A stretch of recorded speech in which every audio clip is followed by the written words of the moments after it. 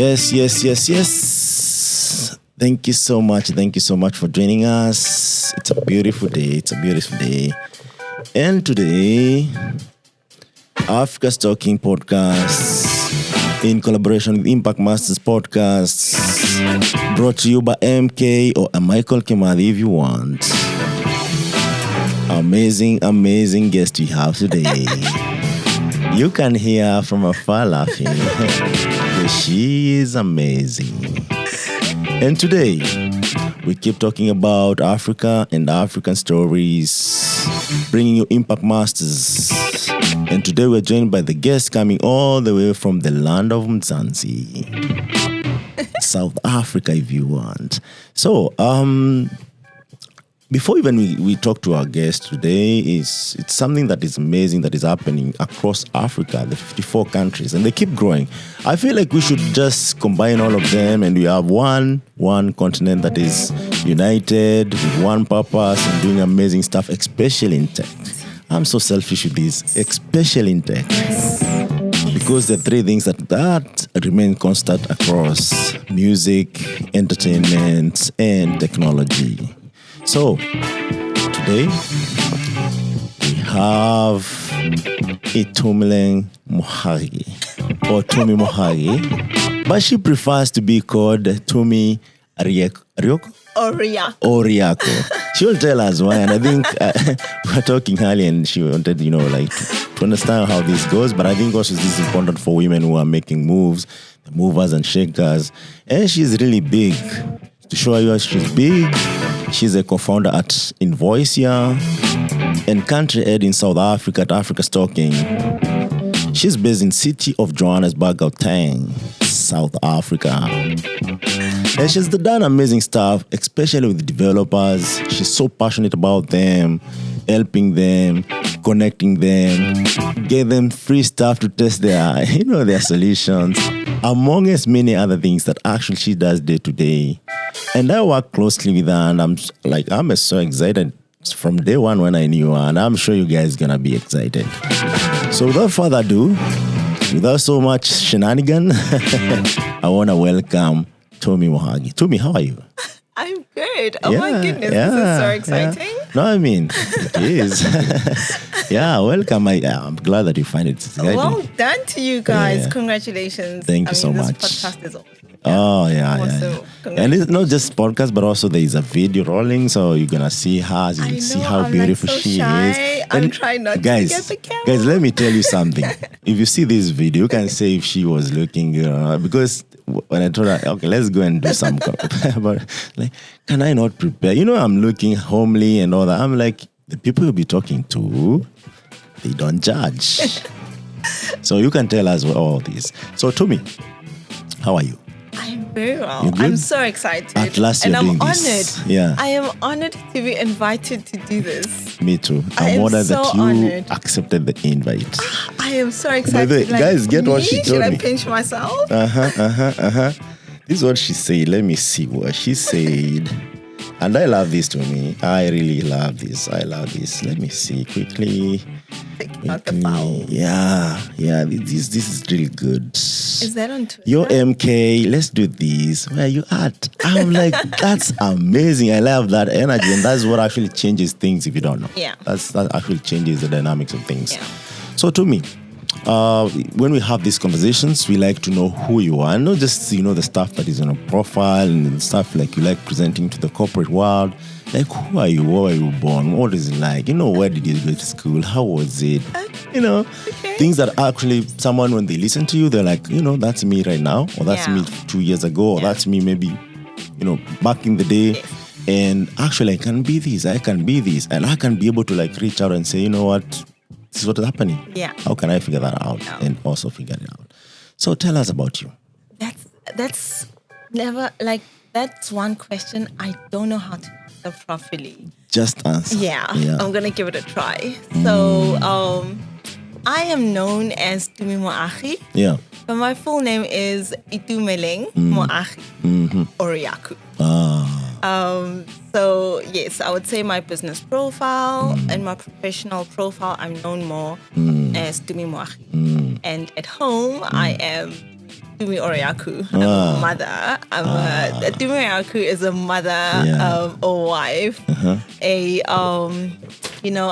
a giver. I take care of my family. I have 2 kids. Wow, that's beautiful. Yeah. So that is, and just before we started And recording. by the way, guys, these 2 kids look like a Nelson Mandela. if you have a chance to see who they are, you'll either agree with me or just tell me you got your dream. But they resemble. Yeah.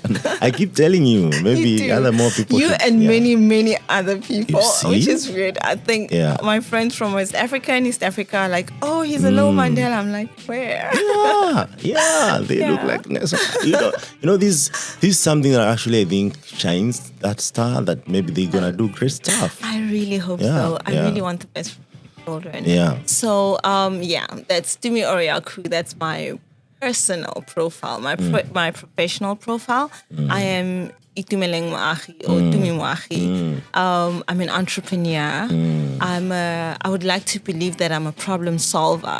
I really believe in community, in handshakes, making things work, collaboration.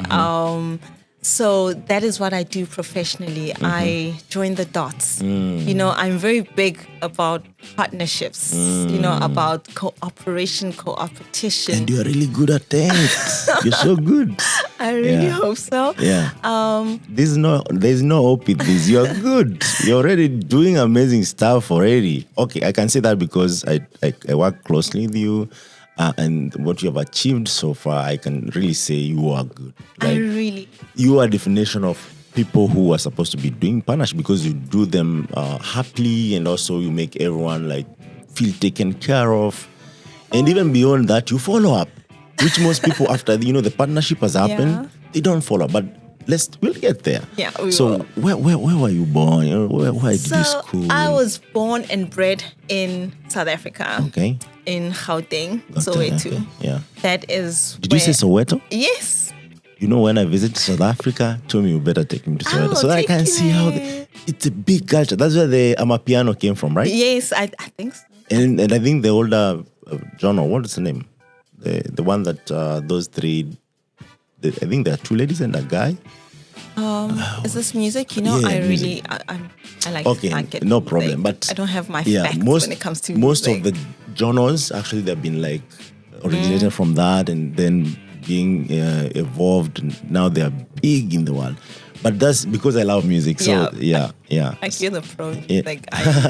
I always say I always struggle when people ask me about Amapiano, and I'm like, I don't. You don't love music? I don't know why. I'm not a music person. I don't know why. Never even listen to any music. I do listen to music, but I'm a Taylor Swift kind of girl. Oh. Okay. So that is. Africans, we need to convert one of us. But I like funny. For the culture. I like East African music. The popular Kenyan band. Sauti Sol. Okay. Sauti Sol. Oh my goodness. Give me Sauti Sol. Sauti Sol. Anytime. The vibe. Yes. Mm-hmm. That was that's also how my husband won my heart in a way. Story for another day. Oryaku, we see you. Okay. Yeah. But so born and bred in Soweto. Mm-hmm. That was after the whole apartheid. I was born during apartheid, but I would say I don't think I don't think I've experienced it as much as how my parents experienced it, because I was young. I was still small. So raised in Soweto, I grew up where I was raised with my mom and dad, of course, by my mom and dad, but I lived with my grandma. Oh. Right? That was when we were small.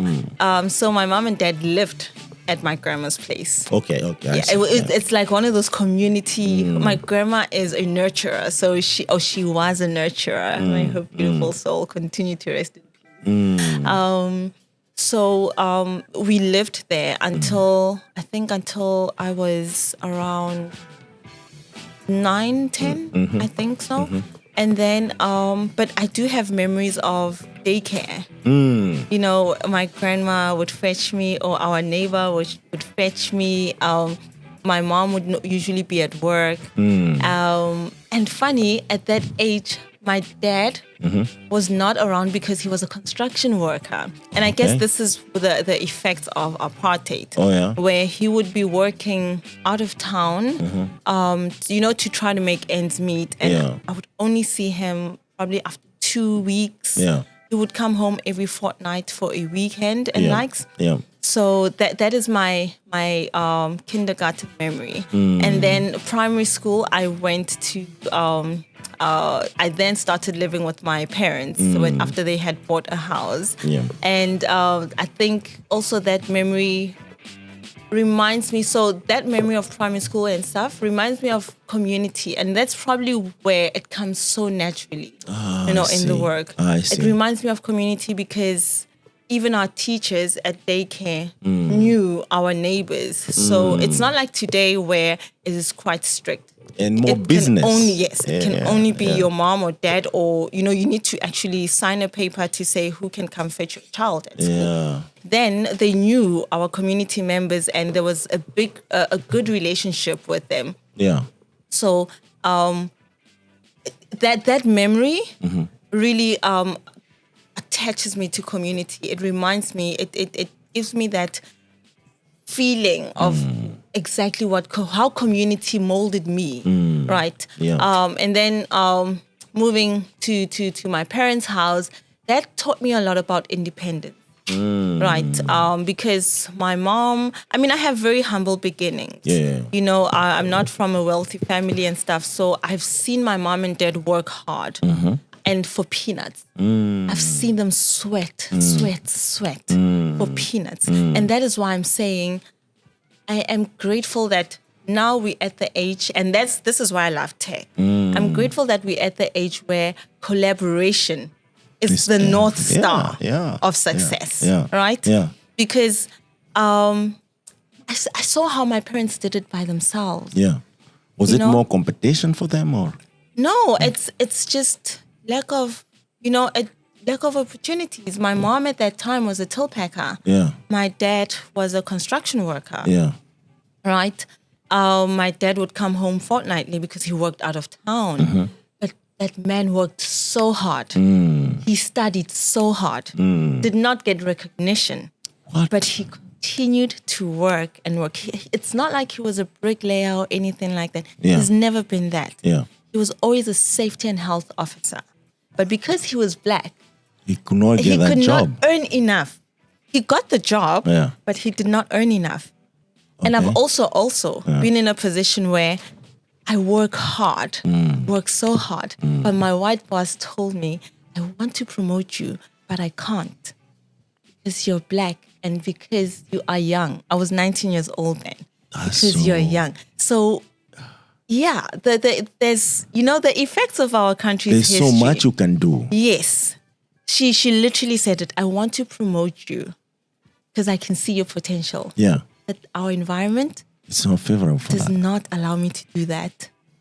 You know? So I'm assuming my dad went through the same thing. You know? And this is you at 19. Now you can This is imagine me at maybe 19 at during my first apartheid job. and, you know, all these Yes, other things that yes. are going on in South This is Africa. me at my first job, yes. Oh my God. So so I think the working hard thing, I got that from my parents because I've seen how they struggled for peanuts. Yes. And we were so poor, I didn't know how we're gonna get out of poverty.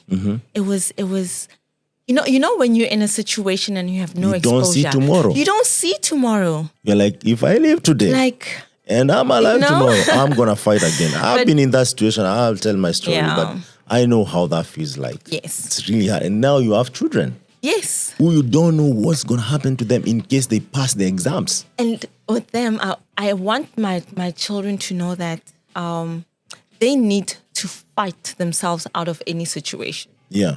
Right? Yeah. Yes, right now things are cushioned. It's nice, you know, because they're young. Yeah. But even as young as they are, they need to know how to fight themselves out of a situation because we're not going to be there forever. Yeah. Right? Yeah.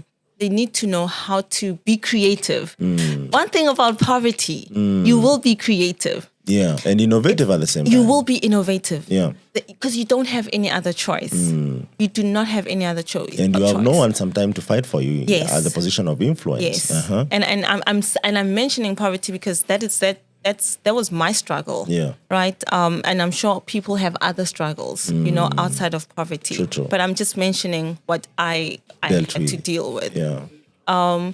So yeah, that is where I just want to explain the kind of person I am, how I, Please, by so all that means. Community was like, what I think, when I'm thinking about where my love for community started, it's definitely from getting the love from the people around me and having that security, knowing that I'm at daycare, my mom's at work, someone's going to come for me. Yeah. Someone's definitely going to come for me. Yeah. And when I was in primary school to high school, I had to witness hard work through my parents. Yeah. So when my parents couldn't, so the high school I went to, it was one of those, one of those ghetto high schools where, gosh. Wait a minute, Tumi. Yeah. So primary, you were in kindergarten. So primary school, how was it?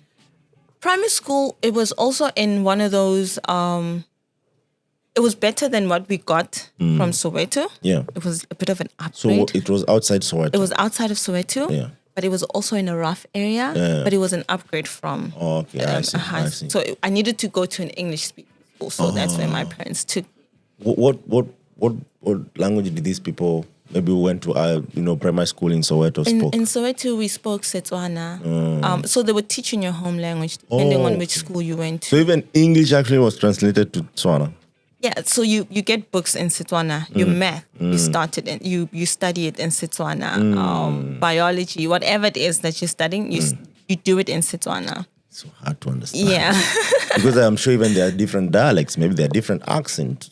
And sometimes translation is not the perfect one. Perhaps, but I was too young to even really know that. Yeah. Because I think I did primary school in Soweto for a year. Yeah. And then I went to another school.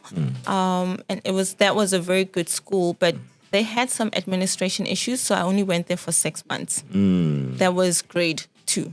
Yeah. And then in June, I was then moved to another school to grade 3. So I did 2 grades in 1 year. Wow, that's amazing, yeah. In that year, it was that same year I had to learn English. I remember my first day at the Bupilo, that was the first English school I went to. I got into class and I went there during the year. So I think I started around March, something like that. So I got there and the teacher's like, close the door. You know what that means? So I look around. She's like, close the door. I don't know what it means. So I pick up a piece of cloth and I give it to her. She's like, oh my close the door. That was embarrassing for me. Wow. That was so embarrassing for me. And the kids are laughing at me. Because they think this is another... Yes, like, who's this? They call them in Nigeria Mumu. Yes. Mumu, Mumu that doesn't know how to speak English, right? I don't know why that memory stuck with me, but it always did. Always did. Promised yourself. I promised myself that, yes. I promised myself that, you know what? And probably that was where my need to learn started. Yeah. So I picked up English. And so research says that if you teach a child in their mother tongue, it's easier for them to pick up to learn English. Other than the other way around. True. And I believe so. Because during that period, I picked up with English. I learned. And when I went to the second school in that same year, I actually got an A for an English assignment in that class. Yeah. So, and to me, that was a very proud moment. Because I had just gotten there and I had to write a speech about my favorite animal. And I wrote about how I love tigers. And I got an A. And my teacher was so impressed. But to me, you're also smart. So, it might, and that's why I say how people speak doesn't define how smart they are. You cannot just hear someone speak and you say, you know what? You're not, because accents in English, we have a way and I don't know if this applies. I don't think from from my experience in other African countries, nobody really cares how you speak your English. Yeah. They care about the message. But in South Africa, it's how you speak. We have we the have class. this class. You know, classism. If you speak well, you fit in. Fit in a lot of stuff, you know. And if you don't speak so well, we laugh at you. Like, haha, did you hear how we pronounce this word? And that's also what I grew up with in primary school. Yeah. If we had foreign teachers, it's like, oh, did you hear how he pronounces this word and how he pronounces this? What? Yeah. So you focus so much on things that really don't matter. Yes. And I went to a school where the accent is different. It's very sharp. So people, they don't talk like this. They used to talk really hard. What does that mean? Their pronunciations was deep. So we call them colored schools. So those are a mixed race. Okay. You know, when people that are mixed race, so perhaps black parents or white parents with Indian, just the mixed race descendants, yes. Yeah. So that's the kind of school we went to. So, and because of that, laughing at people that can't speak English, I had to learn. I had to teach myself how to learn how to speak proper without pronouncing my T's like a. You know, like I don't talk like this. You know, I talk like this. Oh, I see. I did not go to like a school where there's all whites and stuff. No, you know.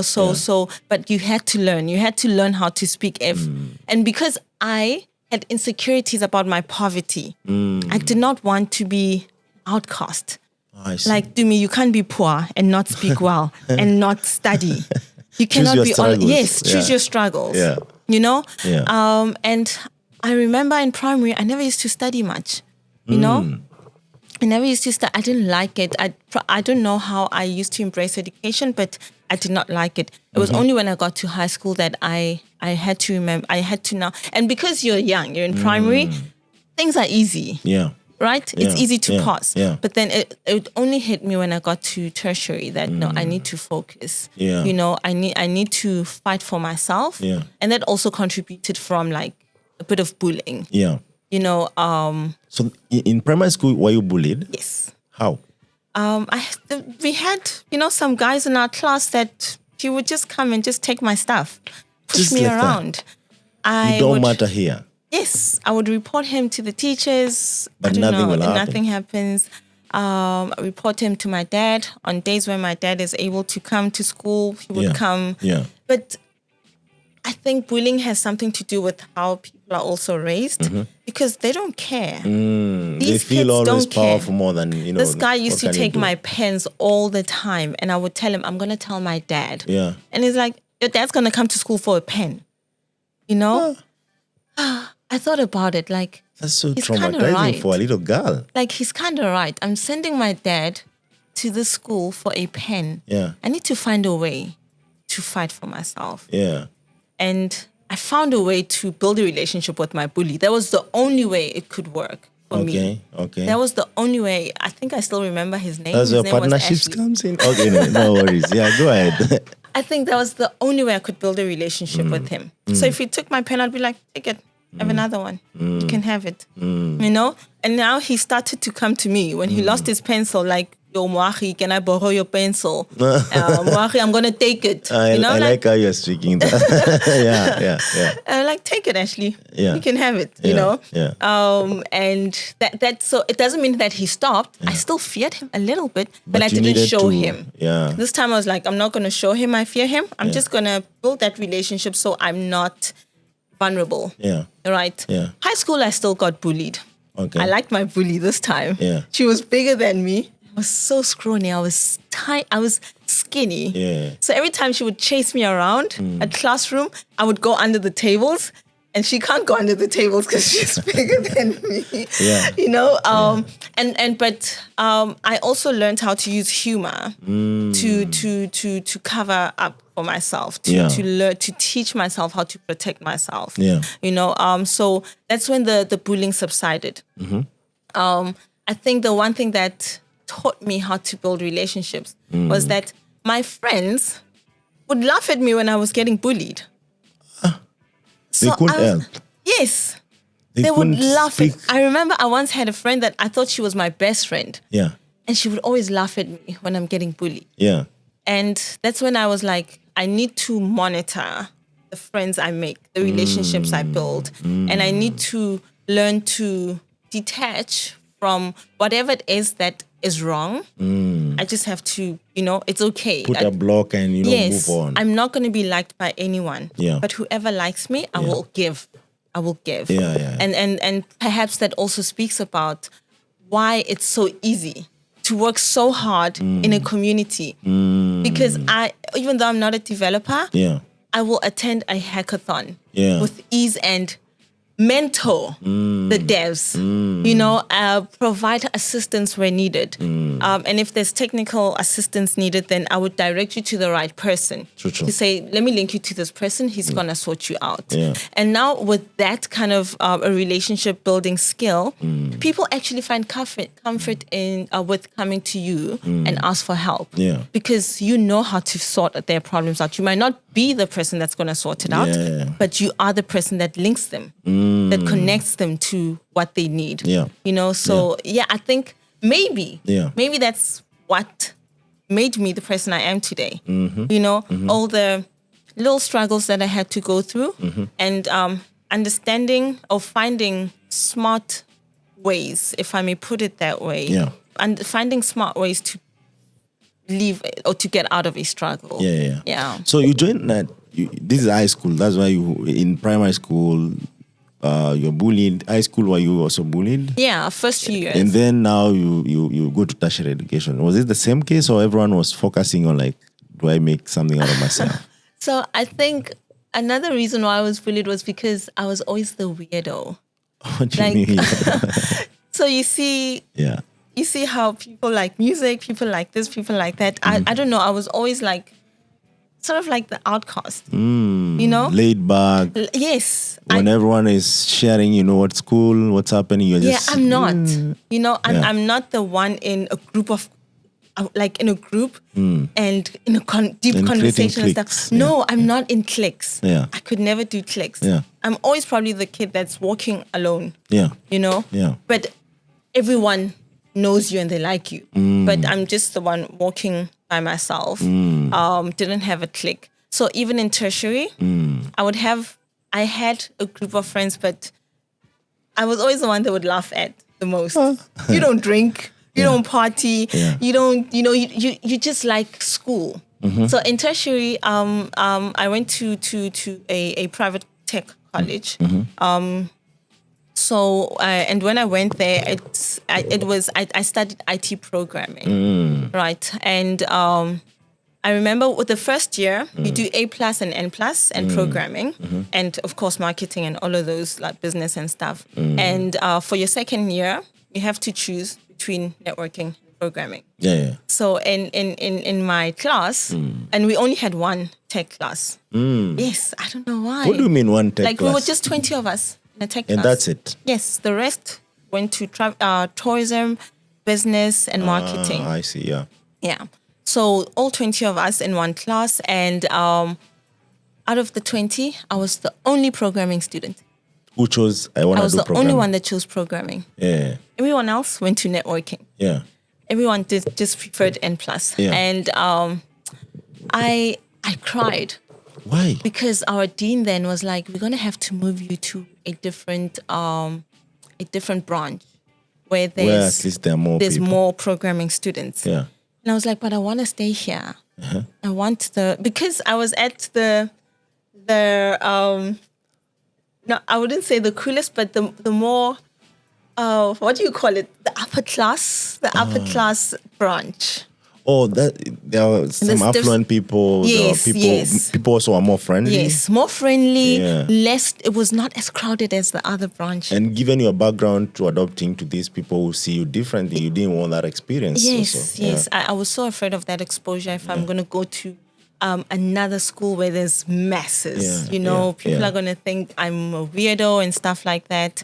I cried. I asked him, and he was like, if we keep you, you're going to have to get 100% in everything. That's going to, because that's, that's going to, we're going to have to uphold the grade And right now, you have no one to reach out to. Nobody in my class wants to do. But do you think that decision was more selfish? Like, you're investing all the resources to teach one kid. Why can't we combine these and, I guess from the school side, it was going to be a waste of resources, right? Yeah. That's how I feel, because at the end of the day, it doesn't make sense. You're investing so much into just one person, where that person can use the resources of another branch.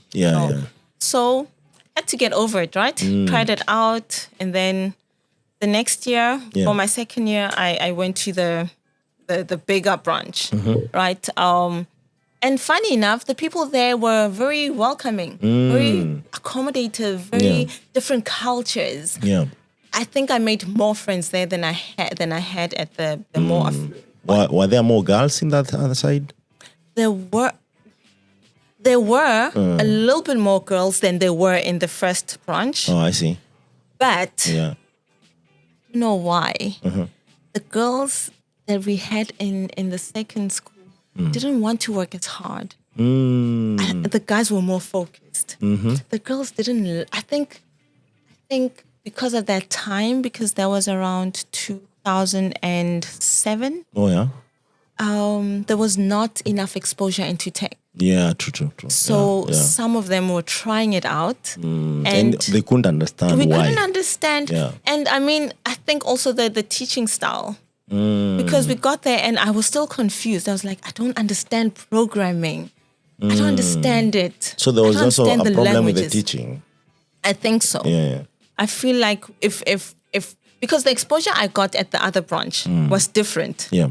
That's what made me love languages, And then the second branch I got, it was like, here's your textbook, you guys go learn and stuff, And so you're same as just the same experience you had, but now it's with more people having the same experience, because now you're going to learn for yourself the same way we would have done. Exactly, yes. Yeah, exactly. I felt like I could have just done that. Harry could have given me the chance at Randburg. Yeah. But I then just, teamed up with people that know what programming is. And mostly it was majority guys. I think the girls there was only 3 of us that were really passionate in class about programming. Yeah. 3 girls. Yeah. And the rest were like the guys that were working hard. Yeah. I remember once we were writing an exam, and I think it was project logic and design. We used to call it PLAD. And this girl, again, bullying. This girl sitting next to me, and I'm writing. Just as I'm about to get done, she grabs my paper and gives me hers. I'm so shocked. What just happened? And she just swapped our papers. I'm like, what just happened? That means you have to start all over again. Yeah. She's like, shh. I'm like, what? And this person hardly attends class. Hardly. If she does come to class, it's a Friday. What does she do throughout the day? And she I don't know, she copies or something, she writes, and then she brings it back. Luckily, she brought it back. Oh, okay. Right? But just as they were collecting. And I was like, what? Like, why were you done when she grabbed? Yes. Okay. I was done. And I wasn't aware that she's looking at me. Because I'm just busy writing. And then just as I'm done, the last, she grabs it. So I'm in shock and I'm panicking, because had our lecturer seen that, he was going to think it was an arrangement. Yeah. Right? And I was going to fail. Yeah. I was probably just going to be cancelled on that class or that exam. Yeah. So I'm shocked and I'm panicking and I'm looking around. I'm like, why? Why is this happening to me? What is it about me that people see that you can take advantage of? What is it about me that makes me look like so easy to the easy target? Yes. And she gave it back. I was just relieved. I immediately gave my paper away. I didn't even, after you write an exam, after you're done, you want to double check your answers. I did not even do that. So she put you in a disadvantage? Yes. She put you in a risk? I was like, why? And also she made you ask yourself a lot of questions. Yes, at that point. What's happening? But did you pass the exam though? Yeah, I did. I loved PLAD. Okay. Project logic and design. I've always liked it. Nice. So maybe that's why I also like project management and stuff. And then we had system analysis and design. We used to call it SAD. That is like, oof. You would understand system analysis and design. That's sad. Like, that is like all the, your planning all the SQL stuff and whatnot, and relationships and stuff like that. So yeah, but I mean, those were the kind of subjects I enjoyed when we got to tertiary. Yeah. And that was something that made me fall in love with tech, because I've never had exposure to these things. Yeah. In high school, when you go to computer class, it was just an Excel sheet that was already opened for you. Yeah. And you know, that's where you would learn to type. So in tertiary, that's when I got my first computer, because of the projects we got. Oh, yeah. You so know? that you can explore other things that exist So in a computer. that's how I got into tech. That's what made me excited. Yeah. You know, we were still burning discs. Music onto a disc. And, they're called diskettes. Yes. You guys use diskettes, right? Or you just use the CDs? Before we had that. Diskettes, what do you call it? Yes, we had diskettes, right? Yeah. And then we had CDs afterwards. And then DVDs, and now flash disks. Yes, and now we're moving to cloud. So now it's cloud. It's our process. It's like, I don't even have a flash drive. You know, someone like who will listen to this 50 years to come, they'll be like, now, what are they talking about? Cloud? What is a I know CD? cloud. You know? No, you're talking about CD and diskettes and DVDs. Yeah. Cloud, maybe it will be something. It will be something different. But different. that's how tech moves. Yes, And I think evolves from so the years you've said, it's not more than 10 years ago. Yes, Yeah. yes, it is. Yeah. And it actually does feel like it's old. No, does it's like 10, feel 12 like it's years, old. 13 years. People use diskettes. Yes. Which could not carry Floppy 1 disks. MB. That's what we used to call it. Yes, Yeah, floppy disks. Floppy disks. Yes. I don't know where That's I how got old I diskettes. am. Oh my Where did I get gosh. the word diskette? Yeah, floppy disk. That's how old I am. Yeah. Oh my goodness. No, come on, guys. It's like 12 years ago. That's what people used. Yeah. Yeah. So that's where my tertiary journey started. Wait a minute. 3 MB of space. Imagine. 3 MB. You would save your Word document in there, and then you have another floppy disk for your Excel, and then your PowerPoint, and your Access file, and it was Word, Excel, PowerPoint, Access. That's why, like you know, all the relationship tables and linking it to. You can't save a photo in that. No, you couldn't. No photos, no music. Yeah. Just it has to be a very short, document that doesn't have too many pictures. Yeah. And now we have micro SDs, which are 1 terabyte. Seriously? Yeah. Yes. And the one that we're using here to record is like 128 GB. Are you just serious? a small piece of, that's how tech Piece of plastic, moves. Yes. It moves so fast that sometime if you're not catching up, you'll just be, redundant. Yeah. Yes. Yeah. So go on. Sorry, I had to mention that so that people get the context of what actually happens. I like that. Yeah. So people really understand, like and I'm sure, I mean, this has been brought up in some of the, courses and stuff that, this is where we started. Yeah. But they the call reality it Turing. I think Turing something, whereby the technology changes after every 18 months. Yes. And it doesn't just change or improve, in, small margin. It changes altogether. Everything that you think you knew, you need to relearn or maybe upgrade your knowledge about it. That's the thing about tech. Yeah. You cannot use 2 years ago's knowledge today. It does not work. Even 6 months ago, it does not work. Yeah. So, I think that is something I've always liked about technology. I wanted an industry where I need to constantly learn. I really need to constantly be learning something new. Yeah. And always be... because you have felt like an outcast for so many years. In tech, you find your people. We are all weirdos in our own right, and it's fun. And it's like being in the creative industry. Creatives are weirdos that have accepted themselves and they like themselves, and they see things differently. And they see things differently, and they embrace it. So that's also tech.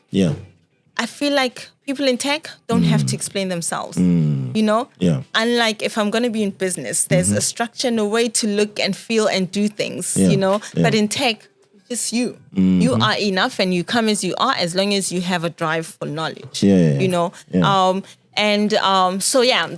was tertiary. And then after tertiary, I really thought I was going to get a job in IT. I was excited, but...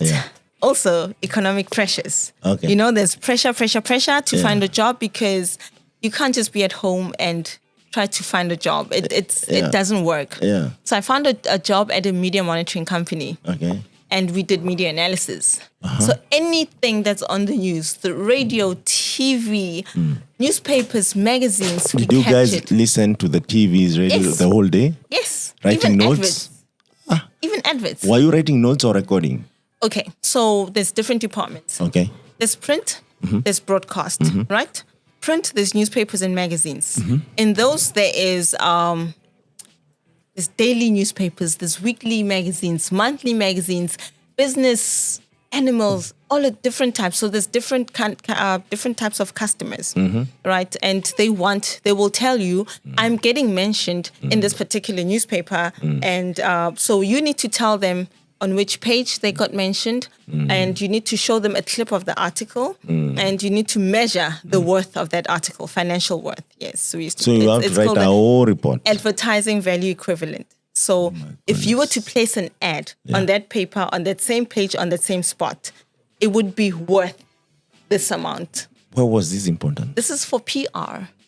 So public relation officers use it to know the worth of their brand, right? If you want to know what is Africa's Talking's worth, you know, and I tell you, you guys got featured in 5 front page newspaper. I mean, in 5 front pages of a newspaper, a daily newspaper that is read by 5 million people in the country. And then, so that matters. Yeah. That detail matters to the PR managers. It's like quantifying what value you'll get if you advertise. If you were to advertise, what is the value of that particular... Do you think that's still a thing, or is just it's still a thing. Okay. Media monitoring companies still exist. Yeah. It's just that things are different now because everything is online. Yeah. You know, and now we're looking at a click per second. Yeah. We're looking at, you know, different kind of metrics instead of print. Even though you still have print papers, but people don't really read hard copies as much as they would read an article online. Yeah. And by the time you get a hard copy, it's old news.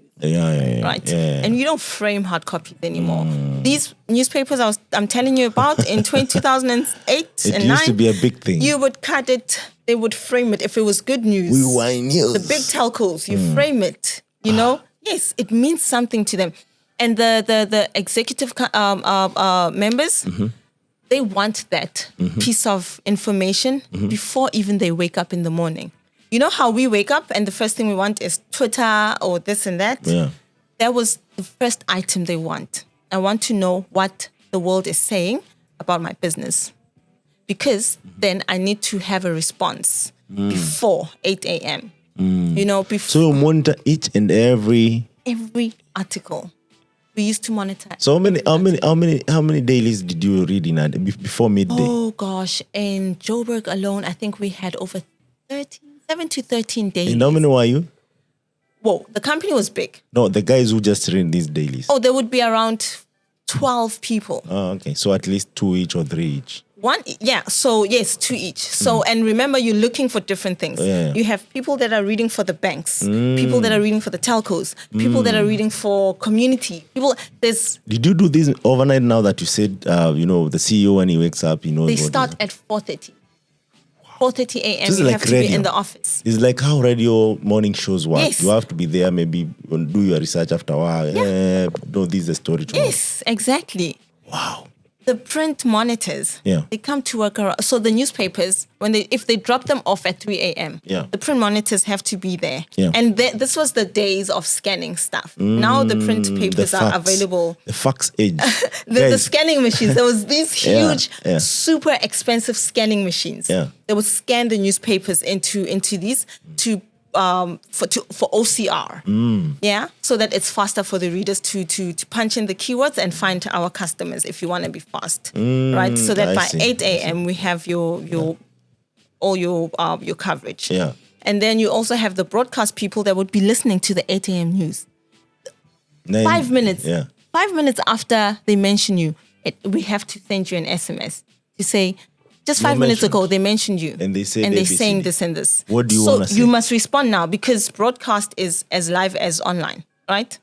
If I call the radio station, I'm not complaining news to me. Like, about I the never knew president. this exists. I'm complaining about the president of Kenya, the presidential spokesperson. Or press. Or press, or anyone has to the presidential spokesperson has to have a response within 5 minutes. Yeah, I know this actually happens with the president, because at the end of the day, that's how they know what is going on, where and everything. Yes. I never knew companies actually are these articulate about how they mention, when they're mentioned, where they're mentioned. Yes, and it matters where you are mentioned too. Yeah. If you're mentioned in some station that's full of propaganda, they don't really care. They don't even have to respond. Don't worry But about if the prominent ones, the big stations, the ones that matter. ones that where business people go, because that's where the investors are, right? Then you want good press, right? Then that's where they would have to make sure you are always on the ball with these stations. And then you had the analysts. The analysts are the people that go through the items that we've been monitoring for a certain period of time. Some companies wanted their monitoring, analysis every week, every bi-weekly, every month, and every quarter. Yeah. The motoring industry, they want it every month. What? They want to know if they're launching a new product, a new model. Yeah. They will be on their watch. Every week they need to know who are the magazines that are reporting about their cars, who are the reviewers of their cars, what are they saying. If they paid someone to review it, they need to know that those people got press coverage or broadcast coverage, and it needs to be analyzed, because they need to take that back to their leaders to say, South Africa is saying this about this German car. Yes. So this is even overseas kind of conversation that is happening on the real time. It influences. And let me ask this to even me. International brands like fashion brands. Yeah. We used to do precise monitoring for them. Yeah. I can't mention brands, of For course, sure, but you would be surprised at the kind of brands that we were, the ones that you would pay high prices to just get a bag. Yeah. What are people talking about their these press. things? Yes, we got mention in South Africa on this particular magazine, and you need to measure it. You need to measure the article, tell them what it's worth, what that mention is worth, and they take it back to the head office to say, this is what they're saying in South Africa about us. This is how much the store is making. So we need to push these kind of products to the SA market. Yeah. So do you understand where? So was this one of top PR, organization in South Africa? Yes. Oh, okay. That one was the biggest and the best. Do you think also that also informed how we have most of the stores, most of the companies opening in South Africa, or this was just Yes, I think media monitoring just did influence a lot of growth in particular markets. Yeah. Because, like you said, that exposure. Yeah. They want to monitor that exposure so that it's worth it. If they open. Yes, to know whether it is actually worth an investment or not. Yeah. One of the biggest. I remember. I used to do everyday reporting and analysis for one of the biggest millers in SA. Flour miller? Huh? What kind of miller? No, beer. Oh, beer. Yes, okay. yes, beer millers. Yeah. And brewery. It was a brewery. Yeah. And so they would report every morning to London to say this is what's happening down in SA. And there was so much investment coming from London. Yes, coming from London to SA because because of that coverage, because of that exposure, it grew them. Yeah. It grew them so much. Yeah. Yeah. To me, this is really interesting because I'm learning so many things at the same time. And I'm sure anyone who will listen to this, will learn this. Yeah. And this tells me a couple of things. Number one is that you cannot take things just for granted. You need analysis. You need research. You need to put people every single day worried about what is happening on the ground, how your decisions are informed, and all these things. But nevertheless, it also gave you a lesson that you have done all these computing stuff, you have done programming, but now you are here analyzing data, writing reports, working under pressure, because I don't think if you guys, even from 4:30, you have pressure to deliver at 7 when these people wake up. What did you learn out of all this? You need to be very precise. Customers and don't intentional. Play. You need to be intentional. Yeah. Very precise. Customers don't. So when a customer complains, you need to understand their complaint. Yeah. To you, it might be, come on, I missed an article. It was just one article out of 50 that I give you. But to them, that one article means so much to them. Yeah. It has business influence. Attention to detail. Attention to detail. You need to be very precise. Yeah. I also learned to work hard. Yeah. So when I was in that company, I used to work with people that have been in the company for more than 5 years and they haven't been promoted. Because? And they did not mind. I don't know why. Or they just accepted their fate and said, you know what? Yeah, I have a place to live. I don't know. Because when I got there, so the first thing, I got there as an admin person. Okay. And I told myself, I'm not going to be admin forever. Yeah. I went to my supervisor and I told them, I'm going to work hard to prove to you that I'm capable. Yeah, more than an admin. Yes, but I'm more than admin. Yeah. She told me that you are the reason I'm able to take leave. I can now the day she promoted leave. You? No, that was not a promotion. Oh, okay, I see. Yeah. So it was, I was doing her job, but I did not have the title. And even the pay. and even the pay. But I will tell you how I sneaked into the system and got the pay I wanted. Yeah. So she was a very nice boss. And I could understand the dynamics that they had. And that it was not in her control. Yes, she was white. She was Afrikaner. Yeah. But she did not have control. She everywhere where she could place me to be seen, she would do it. Yeah. But she had no control of how leadership made up their mind. Yeah. You know, she would mention me in meetings. She would mention me in places that were speaking about growth. Yeah. But she had no influence over, what management does about that. Yeah. So the best we can do is, I'm just going to do your job when you're not here. So we can prove that the work can get done. Yeah. I ended up being the supervisor of around 20 more or 40 people. So I was a supervisor of 2 departments. And these are people older than me. There are more people experience. that are 60, Yeah. 60-year-olds that have been in the industry for like 5 years. Yeah. And I've only been there for a year. Yeah. But I was able to know more than they did. And this was because I had a thirst for technology. The curiosity. The curiosity. Why this is happening. Yes, how can we do things faster? Yeah. How can we move more, how can we be more swift, in our processes? How can we be more efficient without draining ourselves? How do we create a culture where people are able to express themselves? And I would get feedback, from the people I'm supervising that, wow, since we are under your leadership, things are more... Yes, the more pay fun, might be the same. Yeah. The frustrations might be the same because we're still monitoring, Yeah. But there's job security. Like we feel like we belong. You come to work and you're not thinking anything negative about your boss True. and stuff like that. Yeah. And that, to me, that was rewarding. Yeah. That was very rewarding. Even beyond the pay, even beyond the title. Yeah. And because I couldn't get the pay I wanted and grow the way I wanted, I then started building relationships with my customers. Nice. Right? Nice. Because I need recognition. Yeah. I need to be known in the industry. Yeah. Right? Yeah. That if you want something done, Tumi can get it done for you. So that is how I also got some exposure. Unfortunately, that company got liquidated because of bad leadership. What? Yes. It got liquidated. When you were working there? Yes. 1 year down the line?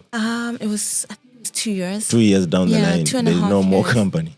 Company. So what do you do at this point? It was too much Going pressure. through liquidation is, when you find out about liquidation, Yeah. or the way we found out, Yeah. it was sudden. I hope it's not in the news that you peruse every... No. It was before Twitter got smarter, smarter than us. Yeah. We just once had a company meeting and they're like, "Yo, there's no money. Well, we're liquidating done the here." company." Wow. And Just like that? Yeah, and you're in denial, right?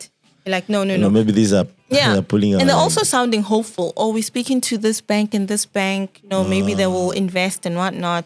And they this is done. It's not going to happen. And now you're looking at unions. Now there's unions coming to you guys telling you, oh, we can help you, get a severance package. We can help you with this, with that. Yeah. And you invest so much of your energy into these conversations, hoping to get something out of it, and you don't. Yeah. To me, that reminded me of poverty. What? It reminded me that everything can be taken away from you. Everything can be taken away from you. And you cannot recover. Yes. And when you are the most vulnerable, that's when you get now leeches coming to you and saying, I can change you, do this, force do that. ops. Yes. Yeah. Everyone, let's go left, let's go right, let's go up. I remember we once went to Pretoria and we were waiting the whole day for, I don't know who from the union was supposed to come and do what, or update us about when our packages are coming out, or what they had said to management. But we waited there, a lot of us, all blacks, and nobody came.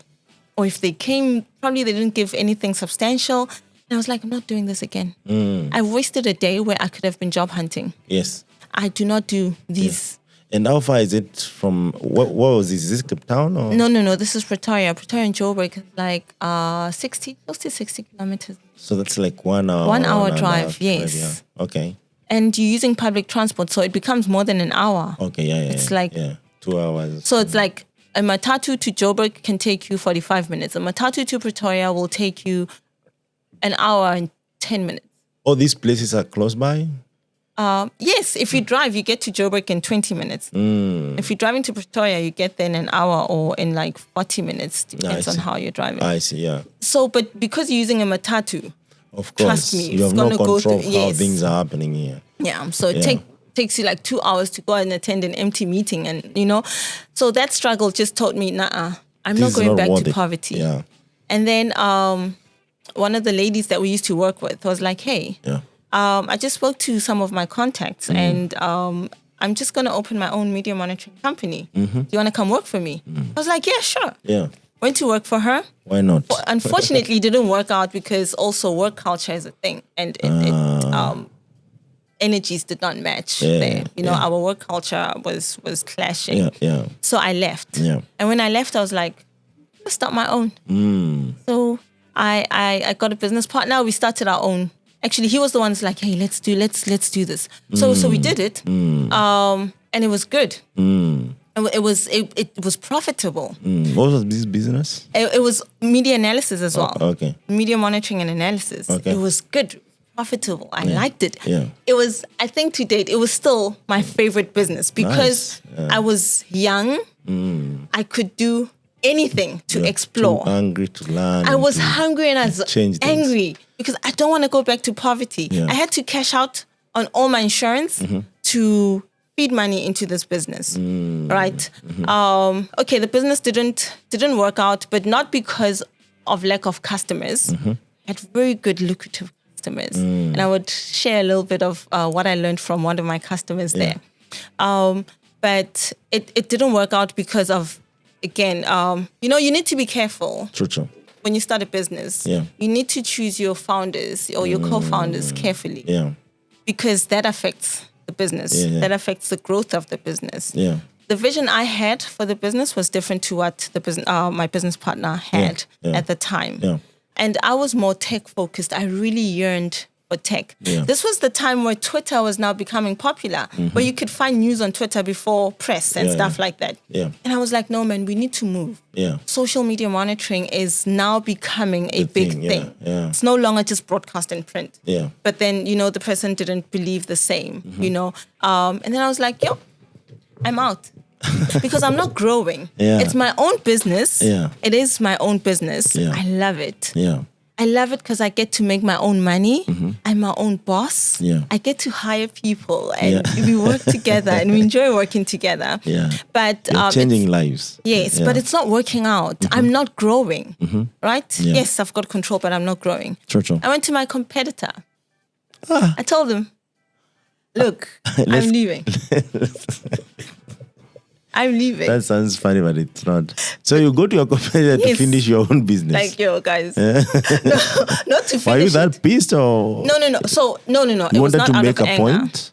It was not out of anger. I went to my competitor and I told him, we're struggling with social media monitoring. You guys are doing good at it, and we could partner. But then when I go back to communicate this to my business partner, They won't be he's happy. like, what? Yeah. You want us to work together with our competitors? Oh, I see. You understand? And I'm like, there's a thing called co-opetition. You sign, there's a contract you sign where there's certain boundaries that your competitor cannot cross. It's more of a partnership than a competition. Yes, it's a partnership. Yeah. They cannot approach your customers. You cannot approach theirs. We do not poach each other's customers.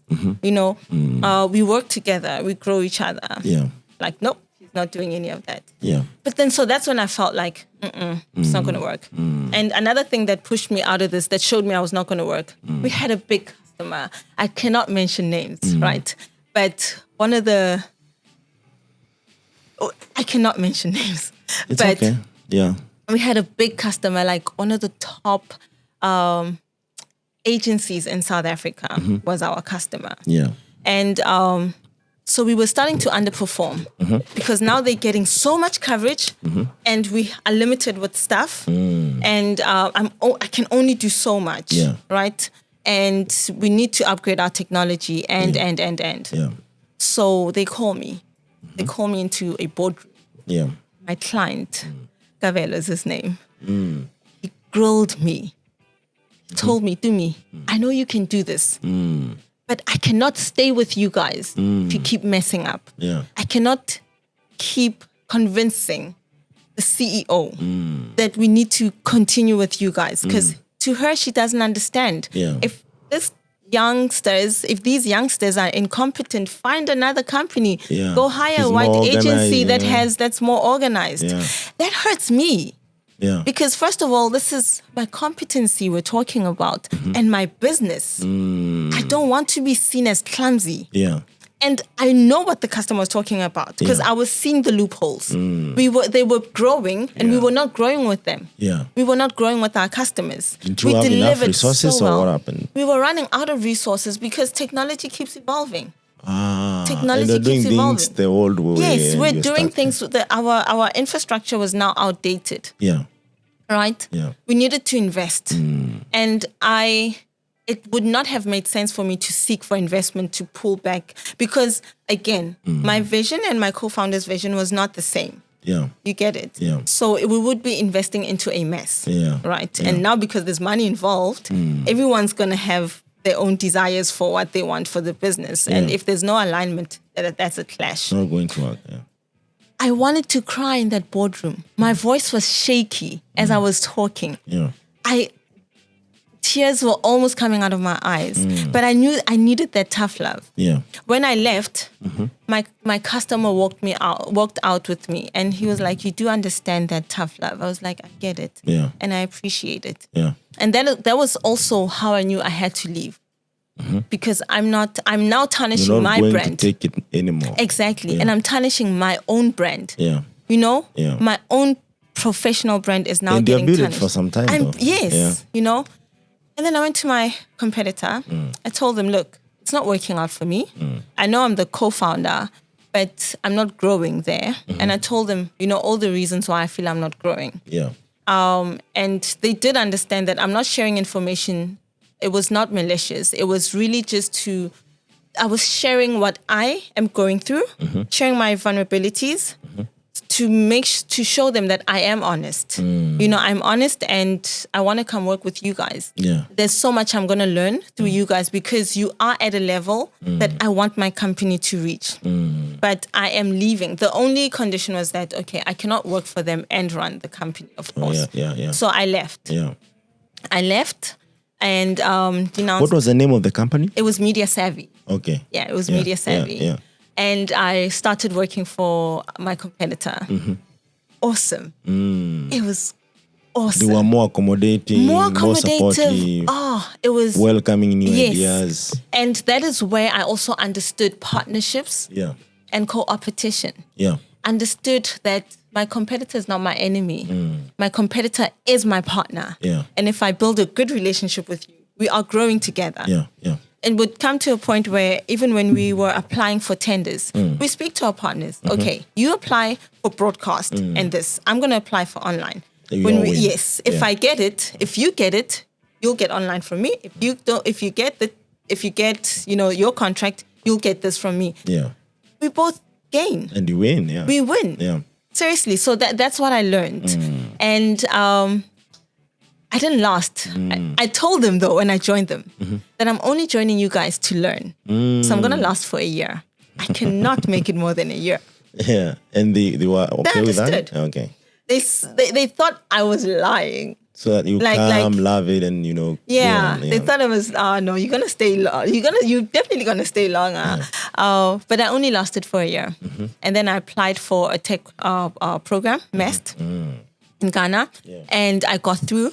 And then I moved to Ghana because then there was, and I told them I've got a thirst for tech. I've got this curiosity for technology. Which year was this? This was 2007. Okay. I've got a thirst for technology. 2017. No, 2017. Yeah, and I'm going to move to Ghana. I've got a scholarship, and I'm going to go there and advance my knowledge about technology and business. Yeah. And hopefully I come back and I'm able to start my own company again. Yeah. Then I went to amidst. After a year, that's when we co-founded Invoice. And so what we do at Invoice, we provide access to working capital. So customers, let's say you're my customer, and you pay me after 30 days after I've delivered a service, right? And you have other customers that you need to serve. Yeah. But because you've got this bulk of money locked with me, and if you wait 30 days, you're going to lose, with your next supply.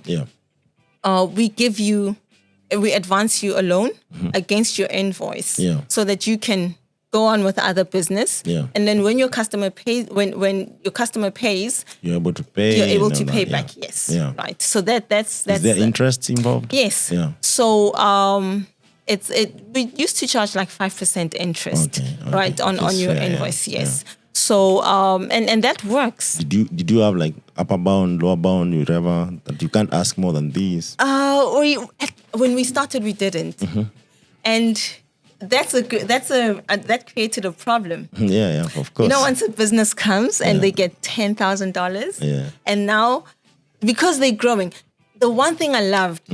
Right, about Invoice was that our customers were growing so fast. But then there was a problem as well. Yeah, because you don't have unlimited resources. Yeah. Liquidity. Yeah. And what we do, we outsourced funds from our investors for us to be able to lend to those SMEs. And so now a business would come for $2,000, $3, and then $5. And then because they keep growing, 10, 20, look, we can't give you more. We also are out of resources. Yeah. And another thing, credit is a very sensitive topic in Ghana. Yeah. It's not as well structured. Oh, this is only happening in Ghana. Yeah, Invoice is based in Ghana. Okay. So, and then we had to change the narrative a bit because now we needed to de-risk this wonderful solution. Yeah. As much as we're saving, we saved a lot of businesses, especially through COVID. Yeah. Through COVID, we helped businesses predict what was coming. Yeah. And we were able to find unique ways to give out loans.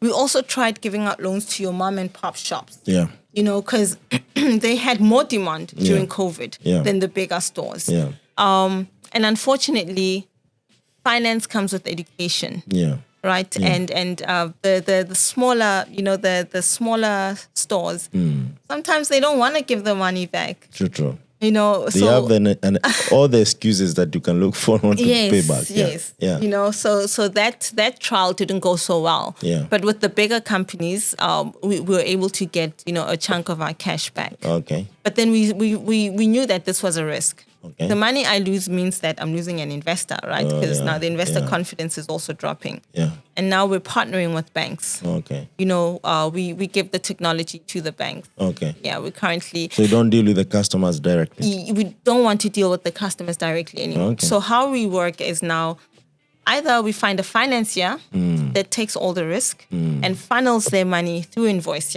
Okay. So it would be the financial institution that will be lending using our platform, and then we just do the monitoring and the analysis for them. You know, the loan generation and stuff of the overall process. Yeah. And when did you figure out, this is not working, as much as good, well-intended, you're making losses, the investors are leaving? Yeah, it was when we picked up that it's too risky. It's too risky. And again, it comes with growth. Yeah. And which year was this, in the business? 2020. So that was like 3 years down the line. Yes. Okay. In 20. Yeah. So Invoice is still running. Yeah. By the way. But you're pivoting how you are carrying out business. So now we're pivoting, and because it's now more tech, I don't need to be on the ground anymore in Ghana. I don't need to be. Our clients are more B2B, and COVID exposed that we can actually hold a meeting remotely, close a deal remotely. If I have to fly down to go sign a contract, that's what I did last year. Yeah. Went to fly down to sign a contract, I'll do that. Yeah. But then otherwise, everything is done remotely. Yeah. Right. Now we're engaging with banks, we're engaging with the regulators and such. And now that's another challenge. Yeah. Some countries' regulators are stricter than others. Some are not so structured. It comes with entrepreneurship. Oh gosh, the stress, So for me, it felt like I needed to find myself again. As much as like Invoicer work, it was Invoicer is my favorite problem to solve. Yeah. Anything that promises survival for businesses, right? There are so many businesses that we saved, especially through COVID, and that means so much to me. Yeah. That means so much to me because during COVID, people lost their partners, lost their incomes, and they had to start shops. They had to open up shops. Yeah. The industries, those industries that you thought were lucrative, like our biggest customer before COVID was the tourism industry. And that was... That from whatever to zero. To zero. Absolute zero. And our biggest customer became mining. There was a point where gold and oil, were... And this is in Ghana or in South Africa or all over Africa? In Ghana. Yeah, okay. In Ghana. This was all in Ghana. Yeah. And so during the COVID period, I was like, okay, first of all, we need to de-risk the business. Yeah. And if we're going to go completely into software, it gives me more time on my hands. Now the most of the work goes to the devs. The partnerships and stuff I could do remotely. Yeah. But I also felt overwhelmed because imagine 3 years of running a business, right? And haven't really taken a break, haven't really taken entrepreneurship is hard. Yes, it is hard. It's hard work. Sometimes people work without pay. You're putting your best foot forward. Yes. You make sure everyone else is paid. Trust me. And you don't get paid. I was surviving. Yeah. And I will expose myself. Yeah. I was surviving on $500 a month. Yeah. And I have a kid in South but this Africa. time you had a child already. Yes. Okay. I have so when I went to Ghana, I already had my child. Oh, okay. Right. And he was 3 when I left. Oh, I see. And when I came back, he was 7. Yeah. So I have all that long? Yes. Who stayed with your boy? My parents. I had to because you see, yeah. As much as I loved working at my competitor, right? I was not earning enough to build the kind of future I wanted for my son. Yeah. So, and for the only way for me to get that is to really get into tech. Yeah. And I got that opportunity through Mest. Yeah. So you had to make that hard decision. It was a very difficult one. Yeah. Even at Mest, they asked me, "Are you ready to part with your 3-year-old?" Yeah. And I told them I don't have a choice. Yeah. If you know my history, you would know I don't have a choice. Yeah. Yeah. And I mean, to go. You're going hard. you're putting your best foot forward, which actually I'm sure for ladies, who really get into the business, they need to understand it's not easy. It's not. Neither is it easy to work for someone. Emotionally. So there's nothing easy. Emotionally. Yeah. Mentally. Yeah. Physically. Yeah. It is not easy. Yeah. Now, at what point now do you just say you live in Ghana, this can be done remotely, now I'm going back to South Africa. What is that you had in mind by the time you're going to South Africa? So, so with me, I felt a bit oppressed by by the environment, right? The fact that we were not growing enough, or we were not given a chance to grow in Ghana. We were not getting the opportunities we could have gotten if we were running in a different market. True. So you feel like South Africa is more we could have, well placed for this. Even if we come to South Africa today, even if we come to Kenya, because I was also looking into partnerships in Kenya, we would grow faster than what we did in Ghana. 10 times, 20 times, 10 5 times? Okay. 10 times more than what we are doing. So the market there was not that receptive for this idea. No, it was because credit is not respected. I see. One of our biggest customers, and that we had loaned close to like $30,000, they delayed with payment. And what they said to us was, "But why are you guys pressuring us? I'll pay you." And I'm like, you do know we have investors that are waiting for their returns and their principals. It's like, but I use the money for something else. I'll pay you guys. So that to me, so that was why it was so important to de-risk. It's important to de-risk your business. Lending is, trust me, there's a reason why the banks, and I'm saying this with caution and all due respect. There's a reason why the banks are so cautious with lending to the unbanked and stuff. If they don't have data about you, it's hard to trace you when things are tough. Do you understand? Because people, like, the attitude that you come to me when you ask for money it's not the same different when you pay me. It's different when it's time for you to pay me. Now I'm the one begging you, Masa, please, I beg, pay me. Are you saying that Africans need to change the way maybe they treat credit? Yes. They should look at it as an investment. And actually, you can take the money, put it into good use, and also pay it and grow. Because if you, and I've seen even banks, I know big, like Fortune 500 companies that have been built with on credit. Yes. Right? Yes. So it's doable. People build wealth on credit. Do you think we need more education on those lines? We do. So, okay. Maybe we should do a session around that. So, but not right now, of course.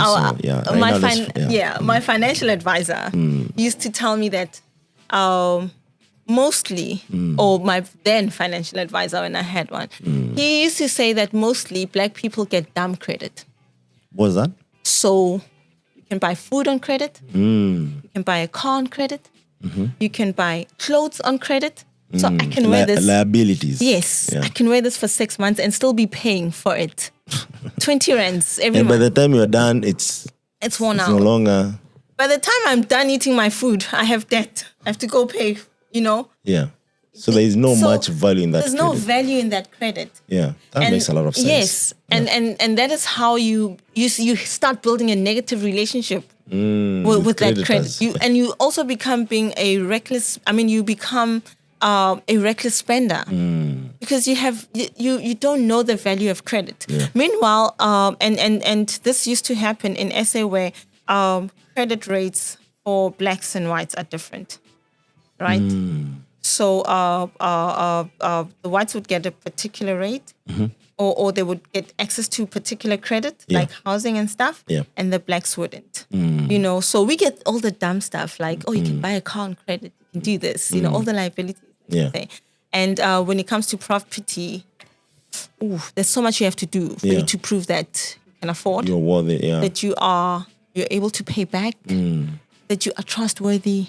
And it's not the same, for the other race. So those are the things that, the regulators and them are trying to fight. But actually this even needs to be approached in a way, like also there is injustice if you think about it. But as much as that is there, because, right now, whatever, strategies that you put in, they need to be smarter than what actually has been set for you. Because it's all a setup, if you think about it. So maybe there needs to be more open education. Like, look, you can start from here, and that's the way you'll be able to say, you know what, look, this is injustice, and you can be able to address it. Yes. So, so you just decide, this one is too much. So not that it's too much, but I'm not growing in this market. So for me, I felt stagnant. Like I was telling you, my income was $500. Yeah. My child is growing. Yeah. He was now moving from kindergarten to primary school. Yeah. Right? Yeah. He needs uniforms. He needs a proper education. And he's getting older. I cannot be stuck in a market that does not want to grow with me. Yeah. Right? Yeah. So the best thing for me is to just go home. Yeah. I'm going to go home. I'm going to start afresh. Right? I've built a rapport now. Yeah. I've built a portfolio for myself. And I'm sure I can get something good when I get home. Right? Because now I needed to work in reverse. Yeah. The same selfishness that I took when I was leaving South Africa to go to Ghana, when I left my family and my son, my parents and my son with my parents to go to Ghana, I had to do the same thing. Now I'm leaving the investment I thought I made. And it hurt. Yeah. It hurt because I left my son. Yeah. No, I left my son. I told him I'm going to build a better future for us. So for me to make the decision to leave my day-to-day running of Invoice here and come back to South Africa, it felt like I had failed. And we need to communicate this as co-founders and as entrepreneurs in Africa. Yeah. That we are afraid of failing from our businesses because of people will think I'm a failure. Yeah. But I had to do the reverse and be selfish and be like, whatever dream I had here, I tried. Yeah. I tried to build it. Yeah. And it did not come out as well as I thought it would. Yeah. Now I have to go home and apologize to my son for not bringing the future I thought we would have. Mommy is not coming back as the CEO or so the deep. the whatever C-suite of this successful company that we wanted to raise funding and, become big and take over Africa. Yeah. I can't achieve that. Yeah. I have to go home and I have to apologize to my son for That's not the doing reality. it. Yeah, I left you for 4 years and I did not make it. What? Right? Yeah. But I was not giving up. Yeah. I knew that my apology has to come with a backup plan. Yes, yes. And a friend of mine saw a post, Africa's Talking, hiring for a country manager in South Africa. And he was like, this description is you. This is so you. Yeah. And I applied. Yeah. And went through a series of interviews. And because of the time difference, I'd be taking my interviews at 4 a.m. in Ghana. What? 4 a.m., 5 But you a.m. said I'm not in South Africa, but I'm planning to go back. Yes, there. Yeah. I told them and I made it very clear and transparent that I am a co-founder, but I'm not doing day-to-day running of Invoice here anymore. Yeah. So my energy will be now focused on, building this new league of my career now. Yeah. I'm no longer a co-founder and the chief operations officer. I'm now coming as an employee. Yeah. And they, we had to talk. Yeah. The people that were hiring me at the time, we had to talk. Are you ready for this? Yeah. Because now you're going to be an employee. Yeah. And the one thing I like about the Africa's Talking culture is, in a way, nobody tells you what to do. True. Right. You are still allowed to be in your own playground. Yeah. And do stuff, to some maximum capacity. As long as resources are available, you are able to push through. Yeah. And because of the culture at AT, it was the break I needed, the mental break I needed. Yeah. From the pressure, the hustle, the tension of being an entrepreneur. Yeah. Because being an entrepreneur is glamorous on the outside, dark on the inside. There's so much that weighs on you. Yeah. You know that $500 I used to earn? It paid for my child's school fees and his clothes and feeding back home. My feeding in Ghana. You have to hustle. Rental in Ghana. Yeah. That's only $500. Yeah. Do you get it? It's not enough. Some days, so you have to find you don't other even ways have food over the weekend.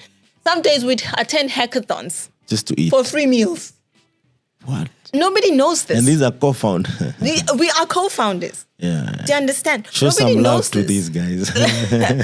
And nobody knew this. Yeah. And maybe it was not even the same situation with my co-founders, but I know that we had a community where you know your people, like, yo, there's a free event.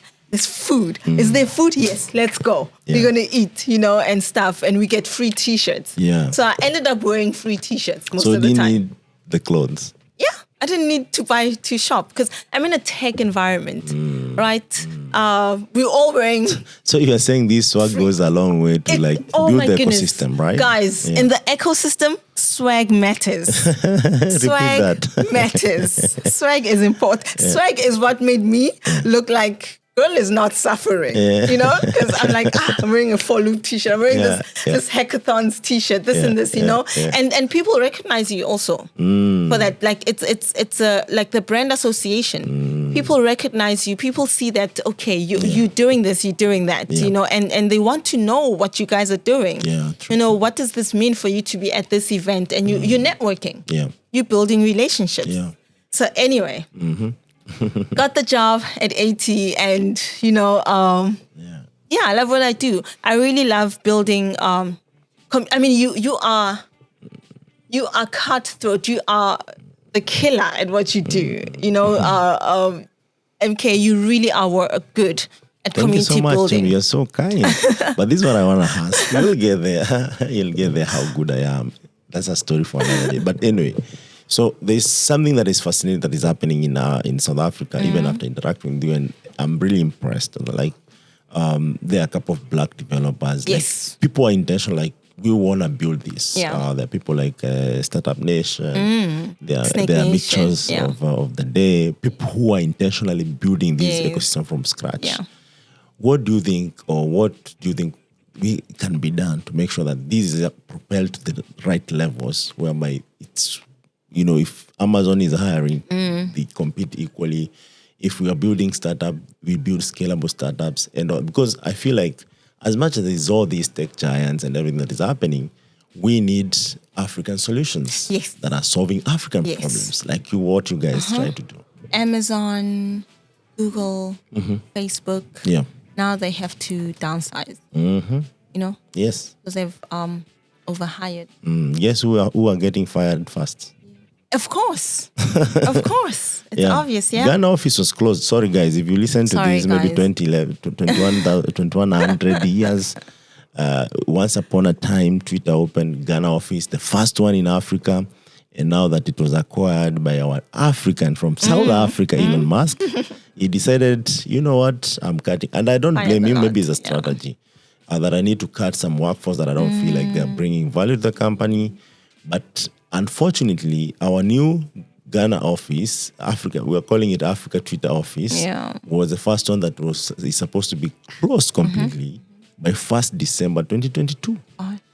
So can you imagine all of the people? An office that was opened by the Ghanaian president. Okay, if by this time, if you're listening to this and you're one Africa, you used to have 54 countries with boundaries with different presidents. I want to put that in context because I feel like... I want us to touch on that actually, especially when it comes to... Exactly. So, the president opened this office. Yeah. It was so pride moment for Ghana and Ghana ecosystem. But it's getting closed. Yeah. Yeah. It's sad. So, please, by all means. Yeah, was about now what is needed. Yeah. You asked what is needed in the South African market, and I want to answer it more in a context. Yeah. For sure, because what works in South Africa, I can assure it will work in the 54 countries. If they replicate, it can work. Yeah, and there's one good thing that happened that I'll share afterwards if you don't mention it. Oh, I love good news. Yeah. Okay, so, I was saying that, the big three that we mentioned are now downsizing. Yeah. Right? Yeah. And what we need are solutions, like you said, for Africa. Yeah.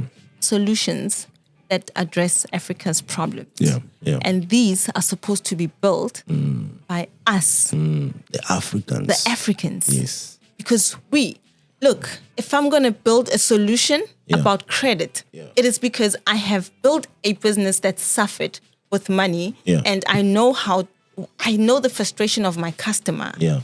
And you work best when you understand the problem. Yeah.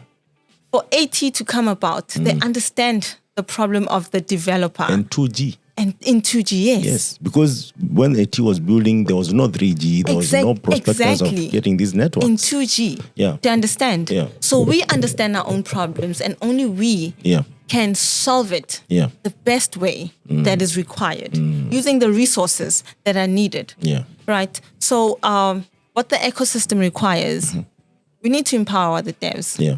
We need to make sure resources are available for the devs. Yeah. And this is done through communities. Yeah. Right? Yeah. We don't have, us as community managers, we don't have the answers. Yeah. Do you understand? Yeah, I get it. We do not have everything in a gift pack. Yeah. Right? Yeah. But if we build a community, then we're building a network. These are smart people. Yes. If you need this resource, Yeah. speak to this person. If you need this finance, here's a link to whatever investor or an NGO or whatever that's, helping you raise a grant or something. Yeah. Because developers are part of this, they're part of a startup's ecosystem. They're the people that build a solution, right? And for a solution to come to market, it needs marketers. Yeah. It needs business developers. Yeah. So that means you need a technical head. You need a business thinker. You need someone that's good with marketing. Yeah. You need different resources for you to be able to get your technology out there. Yeah. I cannot just bring a developer and say, give me a kick-ass solution. And then if we don't roll it out properly in the market, if it doesn't scale, dead. it's dying. It's dead. Yeah. Yeah. Yeah. Exactly. So it's an ecosystem. That is what developers need. That is what we need. Yeah. And that is why it might not work for your Amazons and stuff, because they have everything. Yeah. They have money. Yeah. They have talent. Yeah. But they don't have the African blood. Yeah. Do you know what I mean? For sure. They do not have the African thirst. And also they don't understand what our problems are. Yeah. Yes. Yeah.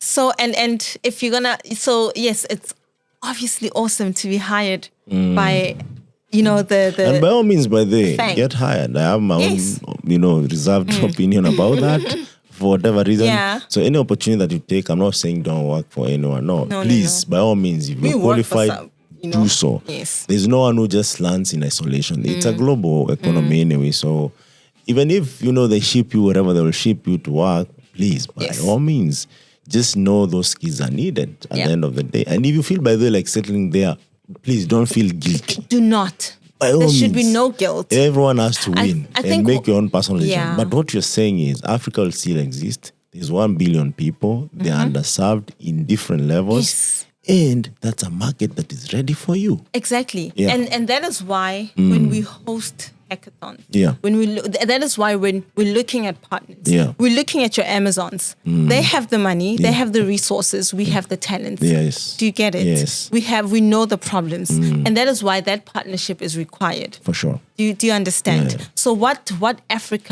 Africa needs is to build an ecosystem. Because no man is a silo. No man is an island. And it should not be that way. Yeah. And that is why I like tech. We are a community.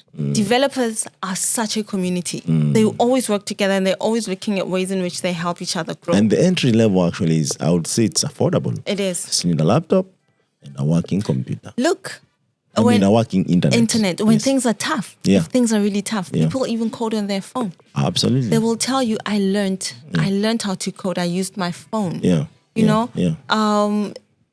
Look, like we need resources where we take away such stuff, where we're able to give people phones. Yeah. I mean, laptops. Yeah. To be able to learn how to code. Yeah. To expose them to business incubators so that beyond just typing, you actually have a project that you're working on and that can go to market. 100%. And that is why and again, I'm not trying to sell AT here, but that is why we're building this community, right? Yeah. Because we want to have a full circle where when a developer comes in, they're like, guys, I don't know how to code, but I have interest. Yeah.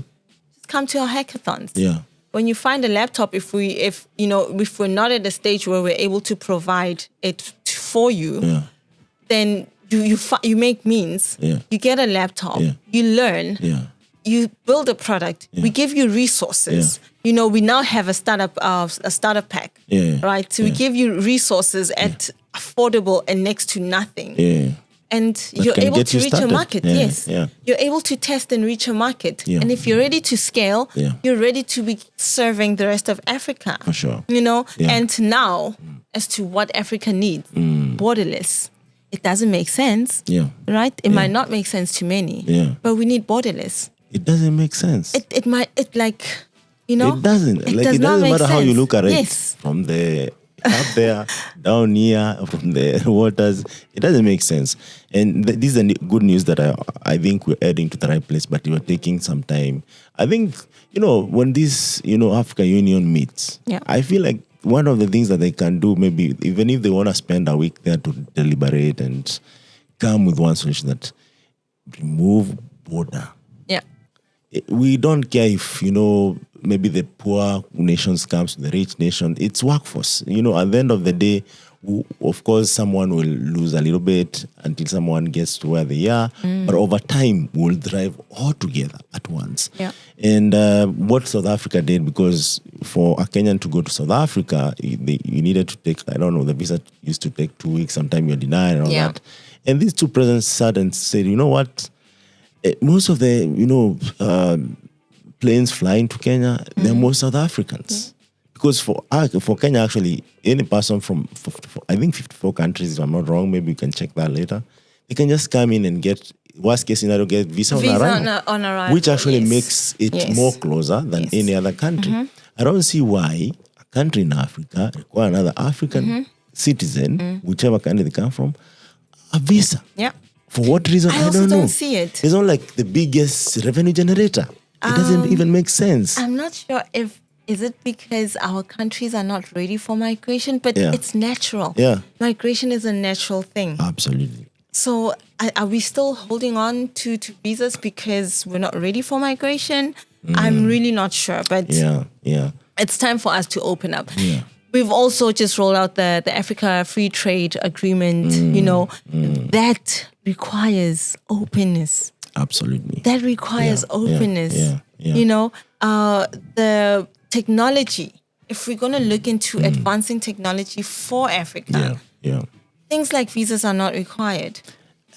And now they're looking at e-visas. I don't know if it's you I shared this with, but I think in 50, 70 years, if you're still requiring people to get visa to come to your country, it doesn't matter if it's Africa or otherwise.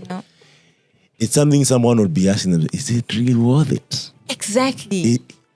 I'd rather go to a different country, but Africans, please, African president, you have this on your court, and also Africans, because now, like East Africa, you don't need a visa to go anywhere in, 5 countries or so.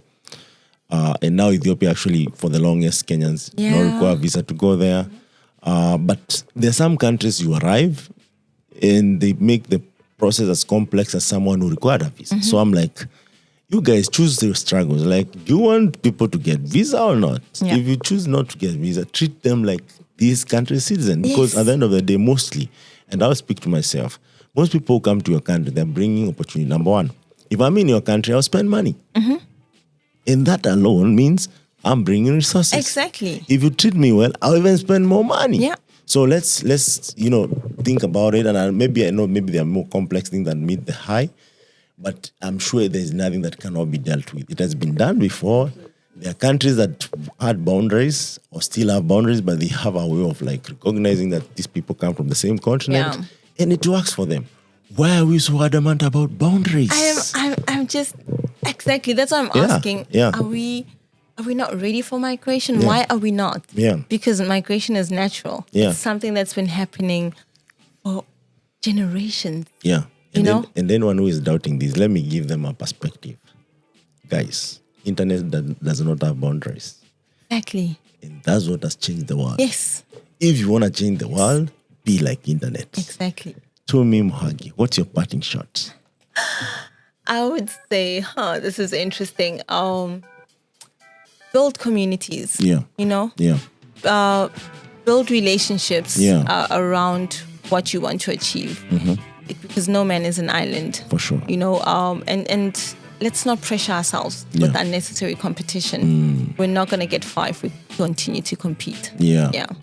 Mrs. Oryaku, can I call you that? Yes. Mrs. Oryaku, thank you so much for gracing our show.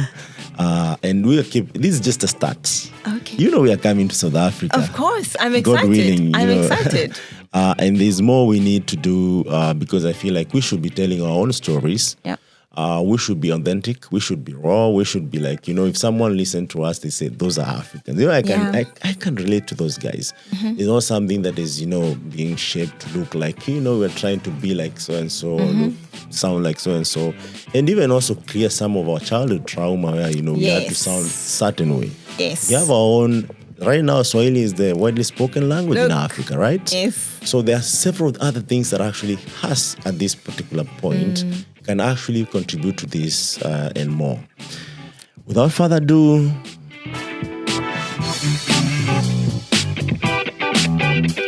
it's been awesome. And again, this is Impact Masters Podcasts, brought to you by Impact Masters Media and Africa's Talking Podcasts. And our awesome guests has been Tumi Moagi, or if you want, Mrs. Oryaku. One lady in your lifetime you need to meet, for sure. And we keep telling our African stories each and every day. Thank you so much for joining us. Until next time, see you.